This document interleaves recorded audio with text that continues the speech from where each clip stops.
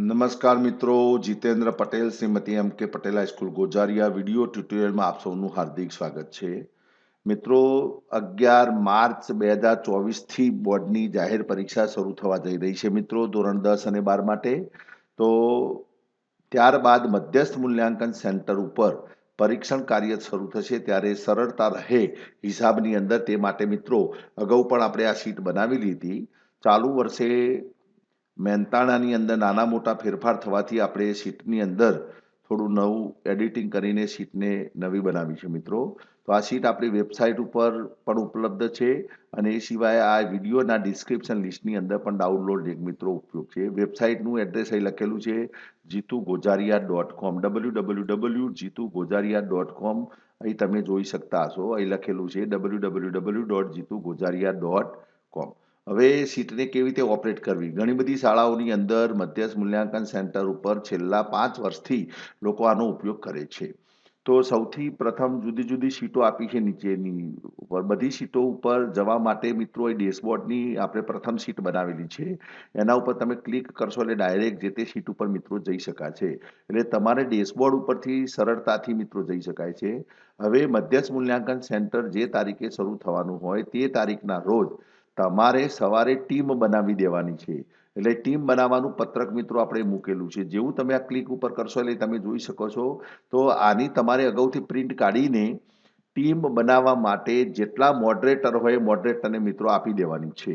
હવે જ્યારે તમે આ મોડરેટરને આપી દેશો એટલે મોડરેટર એના ઉપરની વિગતો ભરીને તમને ટીમ બનાવીને આપી દેશે. તો એ લખ્યું છે મધ્યસ્થ મૂલ્યાંકન કેન્દ્રનું નામ, મધ્યસ્થ મૂલ્યાંકન કેન્દ્ર નંબર, ધોરણ, વિષય કોડ, પરીક્ષણ શરૂ થવાની તારીખ. એટલે અહીં મોડરેટર પોતે પરીક્ષકોના નામ લખીને તમને આપશે આ પેજ, અને આ પેજ તમે અહીં તરીકે કંટ્રોલ-P તમે પ્રિન્ટ પ્રિવ્યુ જોશો તો આ રીતે એક પેજની અંદર એક ટીમ બનશે, બીજા પેજની અંદર બીજી, અને આ તમે એની મોડરેટરની ફાઇલ ઉપર મિત્રો આને તમે ચિપકાવી શકો છો.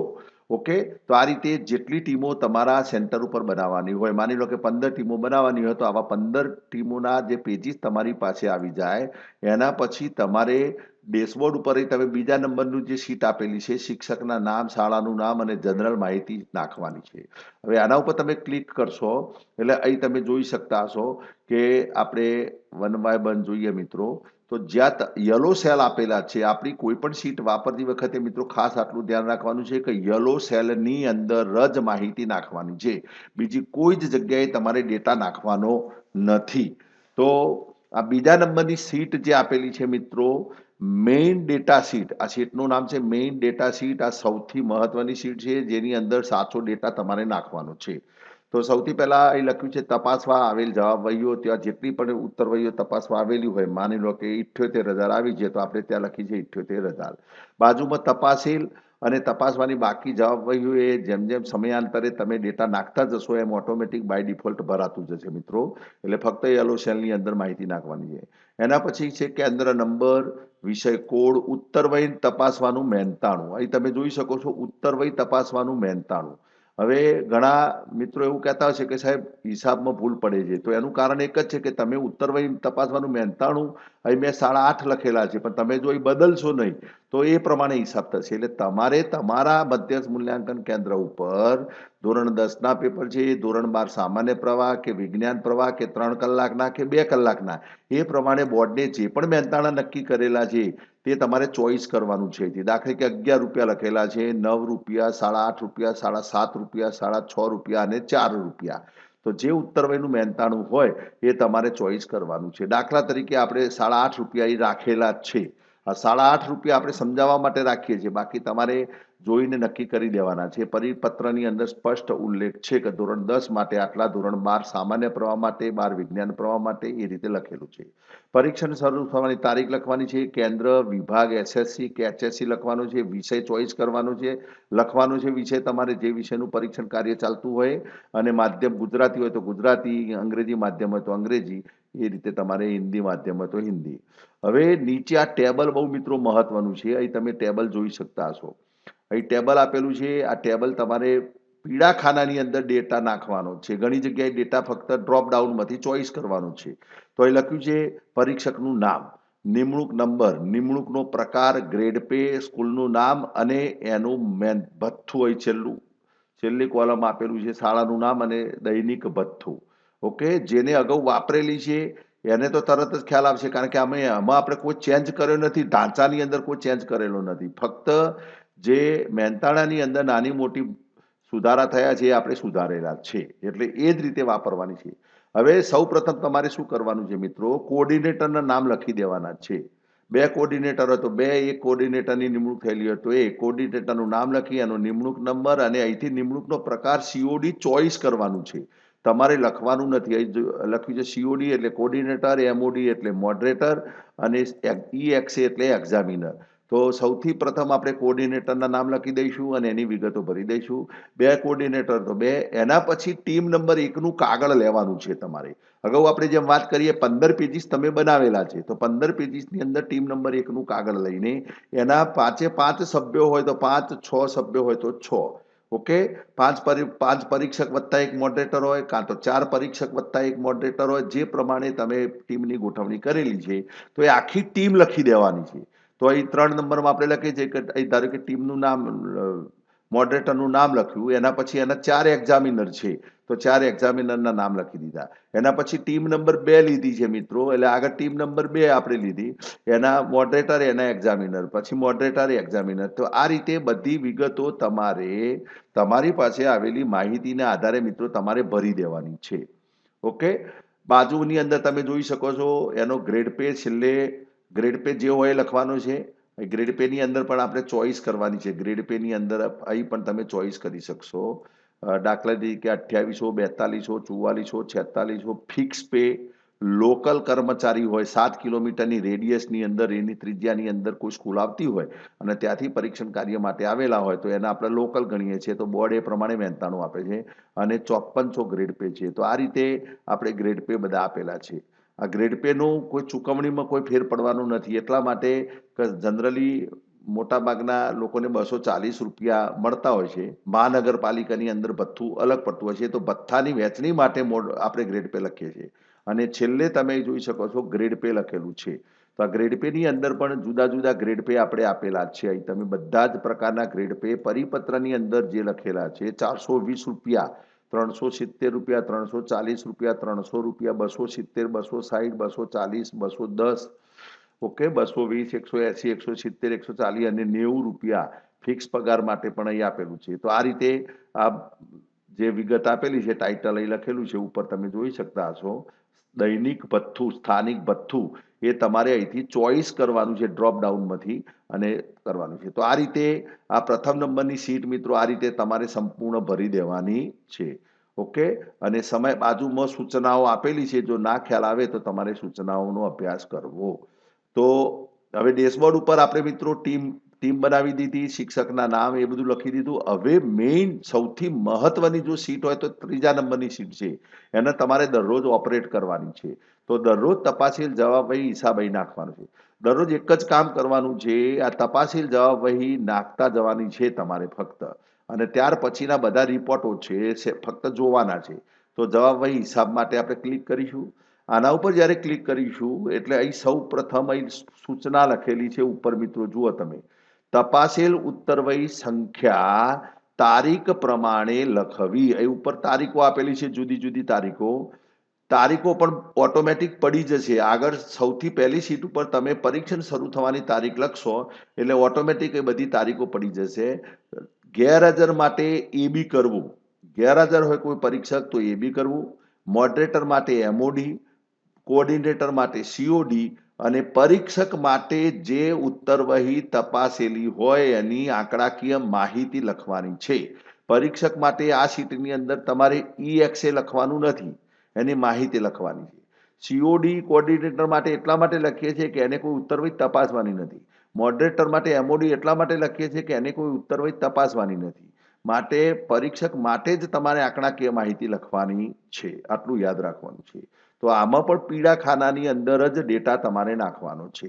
તો હવે આપણે એ વાત કરીએ છીએ કે પીળા ખાના જે આપ્યા છે આપણે એનો અભ્યાસ કરીએ મિત્રો. હવે અહીંથી સૌથી પહેલા તમે જોઈ શકો છો અહીં લખેલું છે ઉપર હાજરી ક્રમ નંબર તો એ તો ઓટોમેટિક પડી જશે મિત્રો. ટીમ નંબર અહીં તમે જુઓ છો મિત્રો, તમે અગાઉ જે કોઓર્ડિનેટર નાખ્યા બે, તો એનો ટીમ નંબર આપણે આપતા નથી કોઓર્ડિનેટરને, એટલે આપણે અહીં શું કર્યું 01 અને 02, એટલા માટે કે 0 નંબરની ટીમ છે એમાં કોઓર્ડિનેટર નંબર 1 અને 0 નંબરની ટીમમાં કોઓર્ડિનેટર નંબર 2, એ રીતે આપણે આપી દીધા છે. તમે ગમે તે પણ આપી શકો છો, એ અને બી પણ લખી શકાય કે ટીમ નંબર એ અને ટીમ નંબર બી, એટલે કોઓર્ડિનેટર એ અને કોઓર્ડિનેટર બી જે લખવું એ લખાય, પણ 2 સ્ટાર રહેશે મિત્રો. એના પછી નીચે જુઓ કે અહીં નામ, અહીં તમારે ટીમ નંબર પાડી દેવાના છે. તો ચલો અહીં લખ્યું છે કે નીતાબેન ડુમર, તો આ મોડરેટર છે અહીં બાય લખાઈને આવી જોઈએ છે એમઓડી, તો એના ટીમ નંબર 1ના મોડરેટર છે. એના પછી જે 4 પરીક્ષકો છે એ ટીમ નંબર 1માં છે, માટે એમને પણ 1 નંબર આપવાનો છે. પછી ટીમ નંબર 2ના મોડરેટર એને 2 નંબર, ટીમ નંબર 3ના મોડરેટર એને 3 નંબર. તો આ રીતે જેટલી ટીમો હોય એટલી ટીમો તમારે આ રીતે એના સ્ટાફની સાથે એની જે ટીમ હતી એની સાથે તમારે લખવાનું છે. ઓકે, પછી નામ તો ઓટોમેટિક આવી જશે, અગાઉ આપણે લખ્યા છે, એટલે નિમણૂક નંબર આવી જશે, નિમણૂકનો પ્રકાર આવશે, ફક્ત ટીમ નંબર લખવાનો છે. અને હવે તમારે શું કરતા જવાનું છે, તો દરરોજ જે પ્રમાણે ઉત્તરવહીઓ તપાસાએ લખતા જવાનું છે. દાખલા તરીકે 25 તારીખે તમે જુઓ 25 તારીખે કોઓર્ડિનેટરના માટે સીઓડી લખ્યું, બીજા કોઓર્ડિનેટર માટે સીઓડી લખ્યું, ટીમ નંબર 1ના મોડરેટર માટે આપણે મિત્રો એમઓડી લખ્યું છે. હવે 25 તારીખે પરીક્ષકોએ જે ઉત્તરવહી તપાસી, ધારો કે એક્ઝામિનરે લખેલું છે, તો આ એક્ઝામિનરે 25 તારીખે જે ઉત્તરવહી તપાસી, તો 7 ઉત્તરવહી તપાસી છે, માટે આપણે ત્યાં 7 લખ્યા. બીજા પરીક્ષકે પણ 7, ત્રીજાએ 7, 7, તો આ રીતે ઉત્તરવહીની સંખ્યા લખવાની છે. એમઓડી આવે તો એમઓડી. માની લો કે કોઈ પરીક્ષક એબસન્ટ છે, તો અહીં એ બી કરવાનું છે. આપણે પરીક્ષકે ઉત્તરવહી તપાસી નથી, તમે રજા આપેલી છે, તો એને એ બી લખવાનું છે. ઓકે, હવે પ્રશ્ન એક છે, ઘણા લોકો એવો પ્રશ્ન કરે છે કે સાહેબ કોઈ ટીમ તૂટતી ટીમ હતી, ઓકે, તો એ ટીમમાં 3 પરીક્ષકો હતા, તો 3 પરીક્ષકો તમે ત્યાં રાખો ને. ઓકે, હવે કોઈ મોડરેટરને તમે પરીક્ષક બનાવ્યો છે અધવચ્ચે, અથવા કોઈ પરીક્ષક હતા એને મોડરેટર બનાવ્યા છે. ધારો કે અહીં પરીક્ષક છે એને 7 ઉત્તરવહી જોઈ હતી 25 તારીખે, 26 તારીખે 7 ઉત્તરવહી જોઈ છે, 27 તારીખે 20 ઉત્તરવહી જોઈ છે, 27 તારીખે 25 ઉત્તરવહી જોઈ છે. હવે આ પરીક્ષકને તમારે સિનિયરિટી પ્રમાણે મોડરેટર બનાવવાના થયા, તો તમારે શું કરવાનું છે, અહીં મોડરેટર એમઓડી લખવાનું નથી એના ખાનામાં, તમારે ફરી પાછા પ્રથમ શીટમાં જતું રહેવાનું છે. જે આપણે ડેશબોર્ડ મેઇન ડેટા શીટ હતી એની અંદર તમારે જવાનું છે. ત્યાં ગયા પછી એ જ પરીક્ષક જેને તમે મોડરેટર બનાવ્યા છે એનું ફરી નામ ઉમેરવાનું છે નીચે છેલ્લે, અને ત્યાં એક્ઝામિનરની જગ્યાએ પછી તમારે એમઓડી ચોઈસ કરવાનું છે અને એની સ્કૂલનું નામ નહીં લખવાનું છે. એટલે થશે શું કે આ પરીક્ષકમાં પણ એનું નામ આવશે, આમાં આ સીટમાં પરીક્ષકમાં પણ એનું રજીસ્ટ્રેશન કરવાનું છે, અને એને તમે પછી મોડરેટર બનાવ્યા છે, અધ વચ્ચે મોડરેટર બનાવ્યા છે, માટે એનું મોડરેટરમાં પણ રજીસ્ટ્રેશન કરવાનું છે. એટલે હવે શું થશે કે ડેલી ડેટા શીટની અંદર જ્યારે તમે પરીક્ષક તરીકે હતા ત્યાં સુધી આપણે સપ્લિમેન્ટરી લખી છે એની, હવે એમને મોડરેટર બનાવ્યા છે, તો એ મોડરેટર તમે ભલે ગમે તે ટીમમાં બનાવ્યા હોય, ત્યાં ઉમેરવાની જરૂર નથી, ત્યાં વચ્ચે રો લખવાની નથી તમારે, ત્યાં તમારે રો લખવાની નથી. એને હવે તમે મોડરેટર બનાવ્યા છે એટલે તમારે ફરી નીચે એનું નામ એક વધારાનું અહીં આવી જશે છેલ્લે, તો એના પછી એક્ઝામિનરની જગ્યાએ મોડરેટર છે એટલે મોડરેટર આવશે, અને ત્યાંથી જે તારીખથી તમે એને મોડરેટરની કામગીરી સોંપેલી છે એટલે ત્યાં તમારે એમઓડી કરતા જવાનું છે. ઓકે, તો આ રીતે તમે ડેટા નાખતા જશો તો કોઈ ભૂલ પડવાની શક્યતા નથી. તો આ શીટની અંદર તારીખ પ્રમાણે તમારે આંકડાકીય માહિતી નાખવાની છે. છેલ્લે અહીં ઓટોમેટિક કુલ ઉત્તરવહી આવી જશે, ઉત્તરવહીનું મહેનતાણું આવી જશે, કાર્ય દિવસ આવી જશે, કાર્ય દિવસ પણ જે પ્રમાણે ઓટોમેટિક તમે ડેટા નાખશો એટલે લખાઈને આવશે, ડીએ, ટીએ, વેરીફાયર, એ બધું જ મિત્રો ઓટોમેટિક આવી જાય છે, સંયોજક ભથ્થું કુલ બધું જ આવી જાય છે. હવે છેલ્લે આ જ ડેલી ડેટા શીટની અંદર જમણી બાજુ તમે જશો એટલે છેલ્લે પીળું ખાનું આવે છે ઊભું મિત્રો, ટીએ લખેલું છે રિક્ષા ભાડા સાથે. તો અહીં તમારે છેલ્લે જ્યારે મધ્યસ્થ મૂલ્યાંકન સેન્ટરનો હિસાબ તમારે કરવાનો હોય, તમે જ્યારે પત્રકો ભરાવો છો ટીએડીએનો, તો આવેલા ટીએડીએના પત્રકમાં જે એને રિક્ષા ભાડું લખેલું હોય તો એ તમારે રિક્ષા ભાડા સાથે એનું આવા જવાનું ભાડું અહીં લખી દેવાનું છે. ખાલી ફક્ત આંકડાકીય માહિતી દરેકના જુદા જુદા હોઈ શકે છે મિત્રો. તો એ આટલી વિગતો તમારે અહીં લખવાની છે મિત્રો.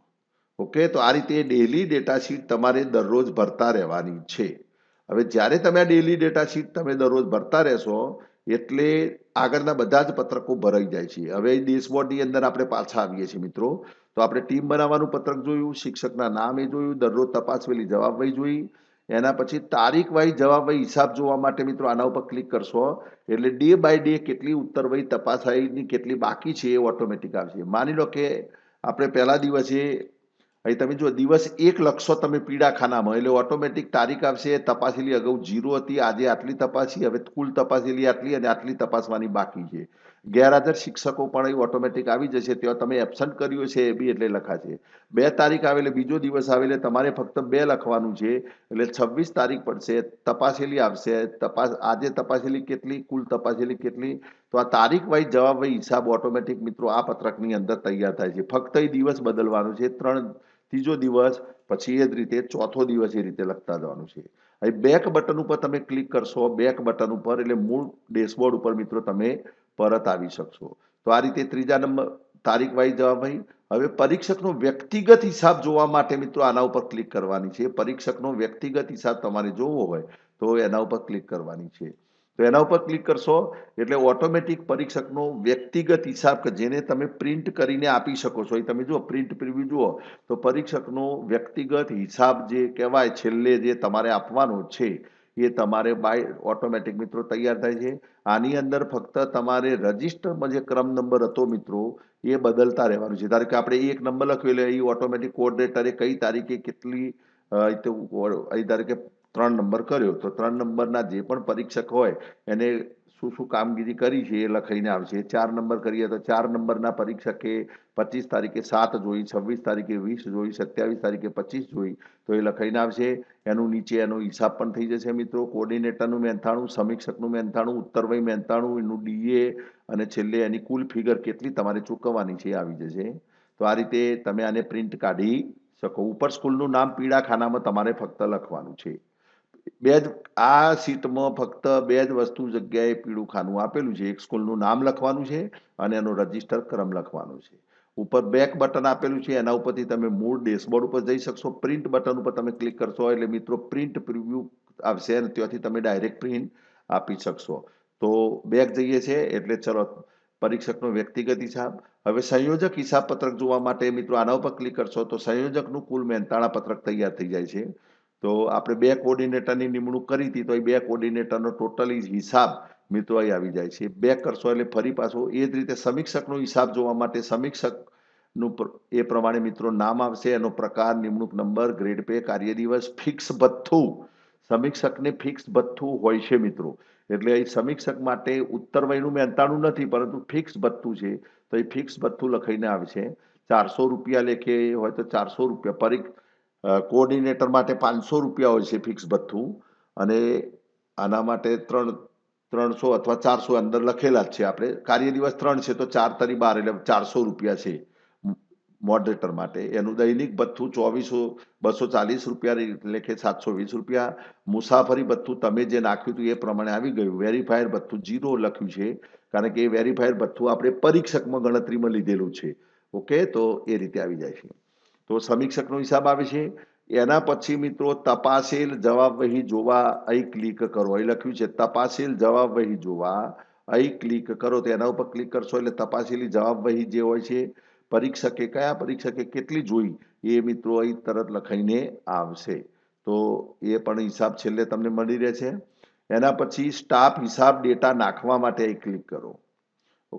આ પણ મહત્વનું છે. સ્ટાફ હિસાબ ડેટા નાખવા માટે એટલે મધ્યસ્થ મૂલ્યાંકન સેન્ટર ઉપર જે વહીવટી સ્ટાફની નિમણૂક કરેલી છે એનો હિસાબ નાખવા માટે એના ઉપર મિત્રો ક્લિક કરીશું.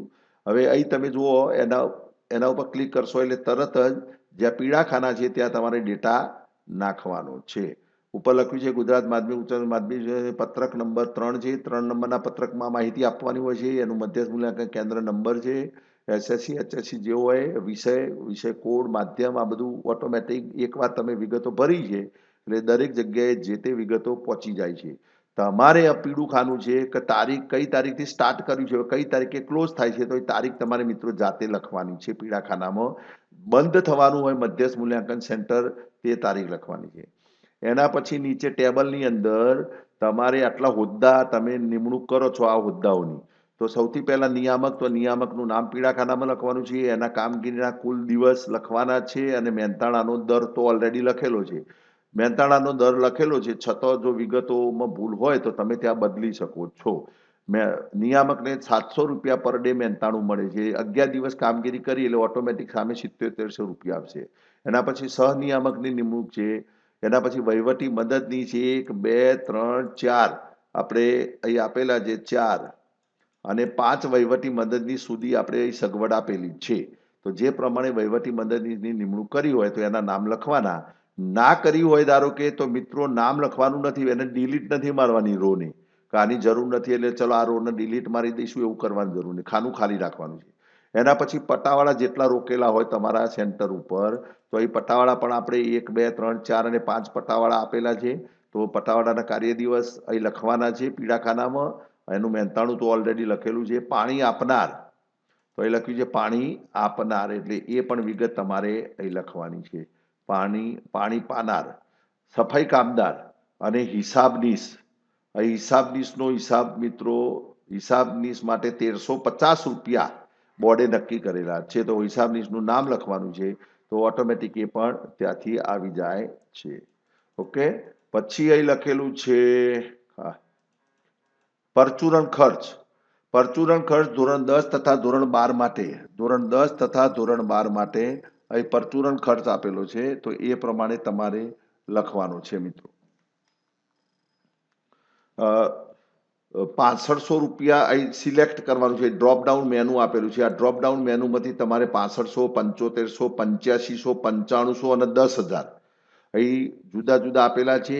હવે કેટલા લખવા 6500 લખવા 7500 લખવા 8500 લખવા કેટલા લખવા તો એ માટે જમણી બાજુ મિત્રો આપણે લખેલું છે. અહીં તમે જુઓ આ ટેબલનો તમે અભ્યાસ કરીને લખી શકો. ધોરણ 10 માટે 50,000થી ઓછી ઉત્તરવહી આવી હોય તો 6500 રૂપિયા છે. તમારા સેન્ટર ઉપર ધોરણ 12નું ચાલતું હોય મધ્યસ્થ મૂલ્યાંકન 1 થી 25,000 ઉત્તરવહી હોય તો 6500 25,000 1 થી 30,000 હોય તો 7500 એ રીતે 8500 9500 અને 10,000 40,000 થી વધુ હોય તો 10,000 ધોરણ 12 માટે. તો અહીંથી આ પરચુરણ ખર્ચની જાણકારી આપેલી છે આપણે તો એના આધારે તમારે આ લખવાનું છે. અને છેલ્લે થેલા ચડાવવા અને ઉતારવાની મજૂરી 6 રૂપિયા લખી અહીં લાલ ખાનામાં તમારે ફક્ત થેલાની સંખ્યા નાખવાની છે. ધારો કે તમારા ત્યાં 101 થેલા આવ્યા તો તમારે 101 નાખવાના છે એટલે ઓટોમેટિક ત્યાં લખાઈ જશે. તો આ રીતે આ શીટનો મિત્રો તમે અભ્યાસ કરી શકો. તો આ સ્ટાફ હિસાબ એ આપણે છેલ્લે ભરતા હોઈએ છીએ તો એ પણ તમને ખ્યાલ આવ્યો હશે મિત્રો. ફરી પાછા બેક ઉપર જઈશું એટલે આપણે મૂળ શીટ ઉપર પરત જઈશું મિત્રો. તો સ્ટાફ હિસાબ ડેટા હવે ચૂકવવાની નોટોની ગણતરી માટે અહીં ક્લિક કરો. જે આપણે છેલ્લે પરીક્ષકોને આપણે મોડરેટરને હિસાબ આપીએ છીએ તો એના માટે તમારે સરળતા રહે એટલા માટે તમે જુઓ અહીં લખેલું છે 500ની 100ની 50ની 20ની 10ની નોટ્સ ગણવાનું કેલ્ક્યુલેટર. આપણે કેલ્ક્યુલેટર પણ બનાવેલું છે મિત્રો. આ કેલ્ક્યુલેટરના આધારે તમે ચૂકવણી કરવામાં સરળતા રહે. તો અહીં જુઓ ટીમ નંબર 1 રકમ અગાઉથી તમે કાઢી દીધેલી છે ટોટલ બધાની રકમ કે આટલી આપવાની છે. હવે અહીં જેવું તમે એની રકમ લખશો એટલે તરત બાજુમાં લખાશે કે આના 36 નોટો 500ની આપો 2 નોટો 100ની આપો 1 નોટ 50ની આપો અને 2 નોટ 2 રૂપિયા કોઈન ના આપો એમ સિક્કા. તો આ રીતે 18,254 રૂપિયા મિત્રો એને ચૂકવણી થઈ જશે. એટલે સરળતા અલગ કરવા માટે નોટો ધારો કે બીજા ટીમ નંબર 2 ને 13,450 રૂપિયા આપવાના છે તો એને કેશ નોટો કેટલી આપવાની તો 26 નોટો 500ની આપવાની 4 નોટો 6ની આપવાની 1 નોટ 50ની આપવાની. ઓકે તો આ રીતે આ કેલ્ક્યુલેટરના આધારે તમે સરળતાથી કવર તૈયાર કરી શકો છો. ટીમ વાઇઝ કવર જો તૈયાર કરવું હોય તો તમે સરળતાથી તૈયાર કરી શકો છો. અથવા પરીક્ષક વાઇઝ કરવું હોય તો જે તે પરીક્ષકનું હિસાબ લખી દેવાનો કઈ એક પરીક્ષકને જે આપવાના હોય એ લખશો એટલે એની નોટો બતાવી દેશે મિત્રો. તો આ પણ એક કેલ્ક્યુલેટર આપણે મૂકેલું છે ટીમ પ્રમાણે હિસાબ. જો હવે ચૂકવવાની નોટો પછી ટીમ વાઇઝ હિસાબ જોવો હોય કોઈને, કઈ ટીમને કેટલા ચૂકવવાના છે, તો ટીમ પ્રમાણે હિસાબ જોવા માટે મિત્રો અહીં જો ટીમ વાઇઝ હિસાબ અહીં તૈયાર થઈ જાય છે. હવે આમાં એક ધ્યાન રાખવાનું છે, આ આપણે મેક્રો પ્રોગ્રામિંગ કરેલું છે, એટલે તમારે જ્યારે એક્સેલ ખોલો એ વખતે મેક્રો અનેબલ કરવાનો છે, તો જ તમે મિત્રો આ ટીમ પ્રમાણે ચૂકવવાનું મહેનતાણાના પત્રકને જોઈ શકશો. જો મેક્રો અનેબલ નહીં હોય તો મિત્રો તમે આને જોઈ શકતા નથી. તો મેક્રો અનેબલ કરવા માટે ફાઇલમાં ઓપ્શનમાં જઈને તમે સિક્યુરિટીની અંદર જઈને મેક્રો અનેબલ કરી શકો છો મિત્રો. એનો વિડીયો પણ આપણે આપણી વેબસાઇટ ઉપર મૂકેલો છે કે મેક્રો કેવી રીતે અનેબલ કરવો. હવે ટીમ નંબર અહીં બદલતા રહેશો એટલે ઓટોમેટિક એ ટીમનો હિસાબ અહીં બતાવી દેશે. ધારો કે ટીમ નંબર 5 કરીને તમે ક્લિક હિયર બટન ઉપર ક્લિક કરશો એટલે ટીમ નંબર 5 જે હશે, અહીં આપણે બનાવેલી નથી પણ હશે તો આવી જશે. દાખલા કે ટીમ નંબર 1 લખીએ છીએ આપણે, એને ક્લિક હિયર કરીશું એટલે ટીમ નંબર 1ના સભ્યો અહીં જુઓ તમે, ટીમ નંબર 1 મોડરેટર અને એના 4 એક્ઝામિનર, એનો ગ્રેડ પે, એની કુલ ઉત્તરવયનું મહેનતાણું, કાર્ય દિવસ, ડીએ, ટીએ, વેરીફાયર, સંયોજક, સમીક્ષક, સંયોજકનું 1200 રૂપિયા મહેનતાણું અને કુલ કેટલા રૂપિયા છે અહીં બતાવે છે. આનો સરવાળો કરીને તમે જે પેલું નોટ્સ કેલ્ક્યુલેશન કર્યું એની અંદર તમે નાખી શકો છો. અહીં તમે ટીમ નંબર 2 કરીને ક્લિક હિયર બટન ઉપર ક્લિક કરશો એટલે ટીમ નંબર 2ના જે પણ મોડરેટર અને પરીક્ષક હશે એનો હિસાબ મિત્રો અહીં આવી જશે.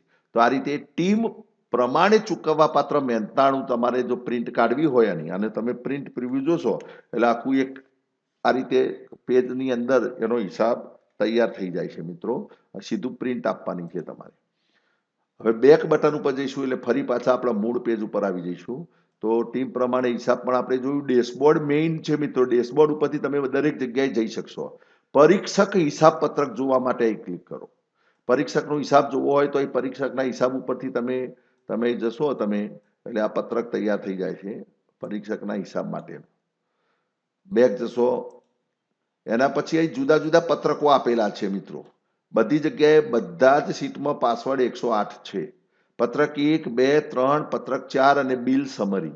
આ પત્રકો આપણે જ્યારે મધ્યસ્થ મૂલ્યાંકન સેન્ટર પૂર્ણ થાય પછી બોર્ડની અંદર હિસાબ આપવા જઈએ છીએ એટલે એ જે ફાઇલ તૈયાર કરીએ છીએ એ ફાઇલની અંદર આ પ્રમાણેના પત્રકો સામાન્ય રીતે મૂકતા હોઈએ છીએ. તો પત્રક 1 ઉપર ક્લિક કરશો એટલે એનું આખું પત્રક નંબર 1 તૈયાર થઈ જાય છે મિત્રો.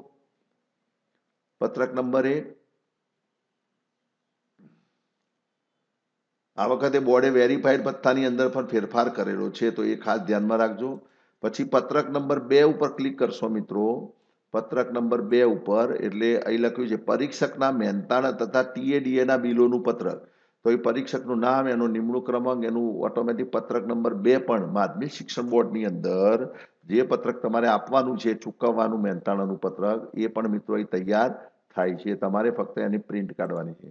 પત્રક નંબર 3 પણ અહીં આપેલું છે. પત્રક નંબર 3 અહીં તમે જુઓ નિયામક શ્રી તથા અન્ય મહેકમ મહેનતાણાનું પત્રક, એટલે જે સ્થાનિક કર્મચારીઓની નિમણૂક કરી હતી આપણે જે વહીવટી સ્ટાફની, તો એનું પત્રક પણ અહીંથી તમે પ્રિન્ટ કાઢી શકો છો. બેક બટન ઉપર જઈશું મિત્રો. એ જ પ્રમાણે પત્રક 4 આપેલું છે બિલ વાઉચરની વિગત. અહીં તારીખ લખવાની છે પીળા ખાનામાં. તમે જે બિલો બનાવેલા હોય એ બિલો અહીં લખવાના છે. પરચુરણ ખર્ચ માટે અહીં લખેલું છે ને, જે આપણે પરચુરણ ખર્ચ માટે 5000 આ જૂની શીટમાં 5000 લખ્યા છે પણ અત્યારે જે 6500 અને 7500 8500 એ પ્રમાણે આઈકન તમારે જે એની પરચુરણ ખર્ચ કર્યો એની વિગતો તમારે લખવાની છે. એટલે છેલ્લે મિત્રો કુલ તાળો તમારે મળી જવું જોઈએ પરચુરણ ખર્ચ. તો પત્રક નંબર 4 અને છેલ્લે પત્રક નંબર 5 આપેલું છે બિલ સમરી. તો આ બહુ મહત્વનું છે મિત્રો. ટોટલી મધ્યસ્થ મૂલ્યાંકન સેન્ટર ઉપર કુલ કેટલો ખર્ચો કર્યો છે તમે એનું સમરી બિલનો નમૂનો અહીં મિત્રો ખાસ મહત્વનો છે. પીળા ખાનામાં જ જરૂરી વિગતો ભરવાની છે. આ ખાસ યાદ રાખજો. અહીં લખ્યું છે પરીક્ષકોની સંખ્યા એ તમારે લખવાની છે. નિયામકનું નામ, સમીક્ષકની સંખ્યા, બરાબર. જવાબ ભાઈ ઓટોમેટિક આવશે, વિષય ઓટોમેટિક આવશે. વાઉચર નંબર લખતા જવાનું છે. અહીં વાઉચર નંબર ના હોય તો લખવાનો નથી, પરંતુ ચલો કોઓર્ડિનેટરનું મહેનતાણું સામે ઓટોમેટિક આવશે. કોઓર્ડિનેટરનું મુસાફરી ભથ્થું ઓટોમેટિક આવશે. સમીક્ષકનું મહેનતાણું ઓટોમેટિક આવશે. સમીક્ષકનું મુસાફરી ભથ્થું એ પણ ત્યાંથી તરત જ ઓટોમેટિક આવશે. બધી જ વિગતો ઓટોમેટિક અગાઉ જો ડેટા સાચો નાખ્યો હશે, પટાવાળાનું મહેનતાણું, પાણીની વ્યવસ્થાવાળાનું મહેનતાણું, સફાઈ કામદારોનું, હિસાબી કારકોનનું મહેનતાણું 1350, મુસાફરી અને અન્ય ભથ્થું નિયામિક સ્ટાફનું થયેલું હોય તો પેલું સ્ટાફનું તમે નાખશો એટલે એ ઓટોમેટિક આવશે. પરચુરણ ખર્ચ બિલ સાથેનું એ અહીં પીળા બે ખાના આપ્યા છે, એની અંદર તમે વિગત લખી શકો. થેલા ચડાવવા ઉતારવાની મજૂરી 6 રૂપિયા લેખે 606. કચેરી તરફથી મળેલ એડવાન્સ રૂપિયા એ પીળા ખાનામાં તમારે નાખવાના છે. અને હવે બોર્ડ પાસેથી લેવાના છે કે બોર્ડને પરત કરવાના છે તે વિગત તમારે ઓટોમેટિક આવશે. મધ્યસ્થ મૂલ્યાંકન સ્થળ લખવાનું છે. તો આ રીતે મિત્રો આ પત્રક પણ છેલ્લે તમે તૈયાર કરી શકો છો. ઓકે, તો આ રીતે હવે બેક જઈશું તો મૂળ ડેશબોર્ડ ઉપર આપણે પરત આવી જઈશું. તો આ એક મધ્યસ્થ મૂલ્યાંકન સેન્ટરમાં સરળતા રહે એના માટેનો પ્રોગ્રામ બનાવેલો હતો. આશા રાખીએ છીએ કે આ જે બનાવેલી શીટ છે એ તમને કામમાં આવશે. અગાઉ પણ આપણે મૂકતા હતા, લોકોએ એનો વાપર્યો હતો. હવે મિત્રો માની લો કે કોઈ જગ્યાએ ભૂલ હોય ને તમને એમ થયું કે ખરેખર આ ભૂલ છે, તો તમે તમારી સમજ પ્રમાણે એને સુધારી શકો છો. અને પાસવર્ડ 108 આપેલો છે. સૌથી મહત્વની વાત છેલ્લે આપણે વાત કરીએ. ટીમ બનાવ્યા પછી પ્રથમ બે શીટ મહત્વની છે. એક મેઇન ડેટા શીટ જેની અંદર સાચો ડેટા નાખવાનો છે. આ બહુ મહત્વની વસ્તુ છે મિત્રો. અને બીજી આપેલી છે ડેલી ડેટા શીટ. આ ડેલી ડેટા શીટ છે એને મિત્રો સરળતાથી તમારે સારી રીતે ઓપરેટ કરવાની છે. તો આ એક ખાસ મિત્રો યાદ રાખજો. Daily data sheet. વેરીફાઈડ ભથ્થું 1 રૂપિયા પ્રમાણે આપણે બોર્ડે સુધારો કર્યો છે, એટલે 1 રૂપિયા પ્રમાણે વેરીફાઈડ ભથ્થું આપણે અહીં બનાવેલું છે. દાખલા તરીકે ઉત્તરવહી 442 જોવાયું તો એના 442 ઉત્તરવહીનું મહેનતાણું જે છે એ પ્રમાણે આપણે નવી શીટની અંદર આપણે ફેરફાર કરેલા છે. તો આ રીતે આ વિડીયો બનાવેલો છે. આપણી વેબસાઇટ www.jitugojariya.com JITUGOZARIA.com ઉપર મિત્રો આની ડાઉનલોડ લિંક મૂકેલી છે. અને આ વિડીયોના ડિસ્ક્રિપ્શનની અંદર પણ ડાઉનલોડ લિંક મૂકેલી છે, ત્યાંથી તમે ડાઉનલોડ કરી શકો છો. ઓકે, જય હિન્દ,